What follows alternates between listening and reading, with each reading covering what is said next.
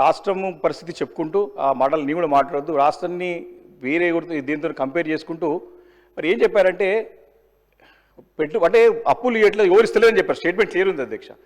Contradictory statement ఉంది. మంత్రి గారేమో లక్షల కోట్ల పెట్టుబడులు తీసుకొస్తున్నారు, ముఖ్యమంత్రి గారు ఎవరు నమ్ముతలేని చెప్పారు. కాబట్టి ఇది క్లారిఫికేషన్ అడిగినా క్లారిఫై అయిపోయింది. రాష్ట్రం మంచి స్థితిలో ఉంది, ఇబ్బంది లేదు అని చెప్పి టేటరిలం అయిపోయింది. ఎందుకంటే పదే పదే రాష్ట్రం అప్పుల పాలైపోయింది, దివాలా తీసిందని కూడా పెట్టుబడులు ఎందుకు వస్తుంది. కాబట్టి వారి స్టేట్మెంట్ కాంట్రడిక్టరీ స్టేట్మెంట్ మానుకోవాలా ప్రభుత్వం అని చెప్తా ఉన్నా. మంచిగా ఉంటేనే కదా పెట్టుబడులు వస్తాయి. 2 లక్షల కోట్ల రూపాయలు వచ్చినాయంటే స్టేట్ ఎకానమీ బాగుంది, స్టేట్ల కండిషన్స్ బాగున్నాయి, 10 సంవత్సరాల పరిపాలన బాగుంది, దాన్ని నెక్స్ట్ లెవెల్ తీసుకుపోవాలి మీరు. కానీ బాగాలేదని చెప్పేసి తప్పుడు ప్రచారం మానుకోవాలని చెప్పే ప్రయత్నమే చేస్తారు తప్ప ఇంకోటి కాదు. రెండోది అధ్యక్ష, బడ్జెట్ అవుట్కమ్ బడ్జెట్ 2024-25లో మంత్రి గారి యొక్క స్టేట్మెంట్లో అధ్యక్ష, ఇది 24-25ది మనకి 22-23కి ఐటీ ఎక్స్పోర్ట్స్ 2,41,000 crores 275. అంటే ఐటీ ఎక్స్పోర్ట్స్ ఆ సంవత్సరం తెలంగాణ దగ్గర 31.44% ఓవర్ ది ప్రీవియస్ ఇయర్ పెరిగింది అధ్యక్ష. IT exports have grew nearly about 31.44% over the previous financial year. అంటే 2,41,000 కోట్లు పెరిగింది మనకంటే 31% అంటే దాదాపు ఒక 60-70 కోట్లు పెరిగినట్టు ఎక్స్పోర్ట్స్. అదేవిధంగా అధ్యక్ష, క్యూములేటివ్ ఎంప్లాయ్మెంట్ వచ్చేసి 9,05,000 అధ్యక్ష 22-23కి. అంటే ఆ సంవత్సరం 2022-23లో 1,27,594 net new jobs during the same financial year 2022-23. అంటే ఆ సంవత్సరము చాలా అమాంతం కూడా మన చక్కగా పెద్ద ఎత్తున ఎంప్లాయ్మెంట్ క్రియేట్ అయింది అధ్యక్ష. అదేవిధంగా అధ్యక్ష, ఈ సంవత్సరము వారు ఇచ్చినటువంటి స్టేట్మెంట్ అధ్యక్ష, outcome budget 2025-26 honourable minister Sridhar Babu గారు ఇచ్చినటువంటి స్టేట్మెంట్ ప్రకారం ఐటీ ఎక్స్పోర్ట్స్ 2,68,233 crores. అంటే 41,068 అంటే దాదాపు 27,000 crores పెరిగినాయి. అదేవిధంగా నెట్ ఉద్యోగాలు క్యూములేటివ్గా 9,46,285 ఉద్యోగాలు పెరిగినాయి. అంటే 9,05,000కి 9,45,000 ఉద్యోగాలు కింద పెరిగింటే దాదాపు 41,000 ఉద్యోగాలు పెరిగినాయి అధ్యక్ష. గత సంవత్సరంతో పోలిస్తే 2022-23లా 1,27,000 ఉద్యోగాలు పెరిగితే ఈ సంవత్సరము 45,000 ఉద్యోగాలే పెరిగినాయి. అంటే తగ్గుదలకు ఎందుకు కారణం? మనకి ఏదైతే ఇంక్రీజ్ ఉండాలో ఇంక్రీజ్ ఎందుకు లేదు? 22-23లా 1,20,000 ఉద్యోగాలు వస్తాయి, ఈ సంవత్సరము 45,000 ఉద్యోగాలే వస్తాయి, 41,000 ఉద్యోగాలు వస్తాయి. అదేవిధంగా ఐటీ ఎక్స్పోర్ట్స్లో కూడా మనము గతంలో 22-23లో దగ్గర 65-70,000 కోట్లు ఎక్స్పోర్ట్స్ పెరుగుతాయి, ఈ సంవత్సరము కేవలం 25,000 కోట్ల ఎక్స్పోర్ట్స్ పెరుగుతాయి. ఎందుకు ఈ యొక్క గ్రోత్లో ఎందుకు తగ్గింది? దానికి కారణం ఏంది? ఇంకోటి అధ్యక్ష,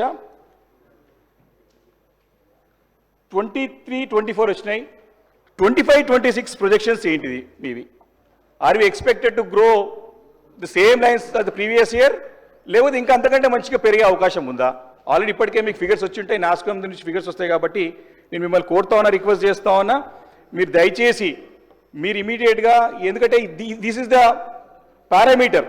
రాష్ట్రం పెరుగుతుందనడానికి ఇప్పుడు తెలంగాణ రైజింగ్ అనే స్లోగన్తో పోతుంది అధ్యక్ష. రైజ్ కావాలని కోరుకుంటున్నాం, ప్రజల యొక్క వాయిస్ రైజ్ కావాలని కోరుకుంటున్నాం. కానీ మీరు మాట్లాడే మాటకి, చేసే పనులకి, వచ్చే రిజల్ట్స్కి ఖచ్చితంగా పొందుతూనే ఉండాలి అధ్యక్ష. Telangana should fall. మీరు రేజ్ చేయకుండా సరే కానీ పడిపోకుండా జాగ్రత్త కాపాడండి అని చెప్పేసి నేను విపక్ష పార్టీ శాసనసభ్యుడిని మేము డిమాండ్ చేస్తున్నాం అధ్యక్ష. ఎందుకంటే దీనిపైన క్లారిటీ కావాలి. 25-26 ఐటీ ఎక్స్పోర్ట్స్ ఏ రకంగా ఉండిపోతా ఉన్నాయి, అదేవిధంగా ఐటీ ఉద్యోగాలు ఏ రకంగానైతే 1,27,000 అప్పుడు ఉద్యోగాలు పెరిగినాయి, ఇప్పుడేమో 41,000 పెరిగినాయి, ఈ సంవత్సరం ఏ రకంగా ఉండిపోతుంది దానిపై క్లారిటీ కావాలని చెప్పేసి ఈ సందర్భంగా మంత్రి గారు కోరుతున్నారు అధ్యక్ష. అదేవిధంగా పెట్టుబడుల గురించి కూడా మీరు చక్కగా తిరుగుతున్నారు, చేస్తున్నారు, ప్రయత్నం చేస్తున్నారు. సరే, మీరు ఇక్కడ ఉన్న మెగా కంపెనీ కానీ కూడా హైదరాబాద్ కంపెనీ దావాస్లో చేసుకుంటారు. సరే, ఎక్కడైతే సరే శంకుల పోస్తే తీర్థమైనట్టు, సరే మనం నీళ్ళైనా సరే శంకుల పోస్తే తీర్థం తాగుతాం. మనం కూడా దావాస్లో పోతేనే పెట్టుబడులు వచ్చినట్టు చేయండి. మీ యొక్క స్టాండర్డ్ సెట్ చేసుకున్నట్లు ఇబ్బంది లేదు. దేశవ్యాప్తంగా, ప్రపంచవ్యాప్తంగా హైదరాబాద్ నగరానికి, తెలంగాణ రాష్ట్రానికి ఇన్ని పెట్టుబడులు వస్తాయని సంతోషం. కానీ మీరు వచ్చేటట్టు ప్రయత్నం చేయండి, గ్రౌండ్ అయ్యేటట్టు చేయండి. మనం అబాసపాలు కావద్దు. ఒక ఉదాహరణ కూడా చెప్పాల్సిన అవసరం ఉంది అధ్యక్ష. మరి సింగపూర్ కూడా మన బృందం పోయి ముఖ్యమంత్రి గారి నాయకత్వంలో సింగపూర్లో పోయి కొన్ని కంపెనీస్తో ఒప్పందం చేసుకున్నాయి. కానీ అదే సందర్భంలో సింగపూర్ ప్రైమ్ మినిస్టర్ వచ్చేసి పక్కకున్నట్టు ఒరిస్సా రాష్ట్రంలో ఒరిస్సా ముఖ్యమంత్రితో అగ్రిమెంట్లు చేసుకున్నారు అధ్యక్ష. మనమేమో అక్కడ పోతే అక్కడ కంపెనీలతో చేసుకున్నాం. కానీ దేశ ప్రధాని వచ్చేసి అక్కడ వాళ్ళ ఒరిస్సా ముఖ్యమంత్రితో చేసుకుంటారు అధ్యక్ష. దానికి కారణం ఏంది? ఎందుకు మన రాష్ట్రానికి పిలవలేకపోయినాం? ఎందుకు మనం వెనుకబడిపోయినాం?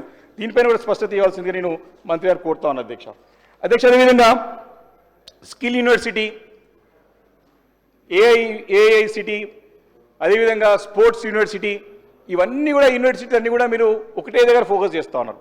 ఫ్యూచర్ సిటీ, ఫోర్త్ సిటీ అని చెప్పేసి. అధ్యక్ష చేయండి, తప్పులేదు. ఇక్కడున్న హైదరాబాద్ దగ్గర కూడా విస్మరించకండి. మీరు అక్కడ దగ్గర గత ప్రభుత్వం ఏం చేయలేదు అంటారు అధ్యక్ష. దాదాపు 17,000 ఎకరాలని సమకూర్చి ఫార్మాసిటీకి ఏర్పాటు చేసింది గత ప్రభుత్వం. అంటే దాని యొక్క వాల్యూ ఈరోజు 1,00,000 కోట్ల రూపాయలు. ఈరోజు ఈ ప్రభుత్వం అంతా కూడా ఫోర్త్ సిటీ చుట్టూ తిరుగుతుంది. ఫోర్త్ సిటీ అసలు జాగా తీసుకొచ్చింది ఎవరు? కేసీఆర్ గారు. దాన్ని ఒప్పుకోరేందుకు మరి? మీరు ఒప్పుకోవాలి కదా. మీరు నేను ఫైనాన్స్ మినిస్టర్ కూడా నేను మాట్లాడుతూ కొన్ని విషయాలు చెప్పారు. ఏం చెప్పారు? మీరు ఏమి చేయలేదు, 17 లక్షల కోట్లు మీరు సంపద సృష్టించారంటే, సంపద ఖర్చు పెట్టారంటే 15 లక్షల కోట్ల రూపాయలకి 50 లక్షల సంపద సృష్టించిన అధ్యక్ష కేసీఆర్ గారి నాయకత్వంలో. అదే రిజల్ట్స్ ఇస్తామని నేను మంత్రి గారి దృష్టికి ఇండియా స్కిల్స్ రిపోర్ట్ 2024 నేను మా దృష్టికి తీసుకురావాల్సిన అవసరం ఉంది అధ్యక్ష. తీసుకొస్తా. స్కిల్ యూనివర్సిటీ గురించి 5 మినిట్స్తో కంక్లూడ్ చేస్తాను అధ్యక్ష. ఈరోజు కాళేశ్వరం కేలే హైదరాబాద్ నగరం నీళ్ళకి వస్తున్నాయి. కోటపోజమ్మ సాగర్ కానీ మల్లన్న సాగర్ కానీ 7,000 కోట్లతో టెండర్ పిలుస్తున్నారు. కాళేశ్వరంలో భాగంగానే అవి. అంటే మన రాష్ట్రానికి మనం శాపనార్థాలు పెట్టుకోవద్దు అధ్యక్ష. మా అధినేత ఒకటే చెప్తామండి, మన స్టేట్కి we should curse our state. మన రాష్ట్రాన్ని మనం శాపాలు పెట్టుకోవద్దు. We should not curse our state. అది మా అధినేత పదే చెప్తాను. మేము కూడా అదే చెప్తున్నాం అధ్యక్ష. పాజిటివ్గా కన్స్ట్రక్టివ్గా మేము అడ్వైస్ ఇస్తూ ఉన్నాం. దాన్ని మీరు నెక్స్ట్ లెవెల్ తీసుకెళ్ళండి, సంతోషిస్తాం మేము. మన పిల్లలకే కదా లాభం అయ్యేది. అయితే అధ్యక్ష నేను ఒక స్పష్టంగా క్లారిటీ ఏంటంటే స్కిల్ యూనివర్సిటీ గురించి నేను అడగాలి అధ్యక్ష. స్కిల్ యూనివర్సిటీ పెట్టుబడులు రాష్ట్రంలో బ్రాండ్ ఇమేజ్ పెంచడానికి ప్రయత్నాలు బాగా జరుగుతూ ఉన్నాయి. మీరు ఇప్పుడు మిస్ వరల్డ్ పోటీలు కూడా పెట్టడానికి ప్రయత్నం చేస్తున్నారు. పోటీలు అదేనా? తెలుగులో నాకు వస్తలేవు అది అధ్యక్ష. గతంలో ఫార్ములా ఈ కార్ రేస్ కూడా పెట్టాం అధ్యక్ష. ఫార్ములా ఈ కేరాజ్ పెట్టాం. సరే, ప్రపంచం దృష్టి అంతా కూడా మనం ఆకర్షించగలిగినాం. చక్కగా నాకు కూడా మిత్రులు యూరోప్లో ఉన్నారు, యూఎస్లో ఉన్నారు, ఇతర దేశాల్లో ఉన్నారు. అందరూ కూడా ఆశ్చర్యపోయినారు.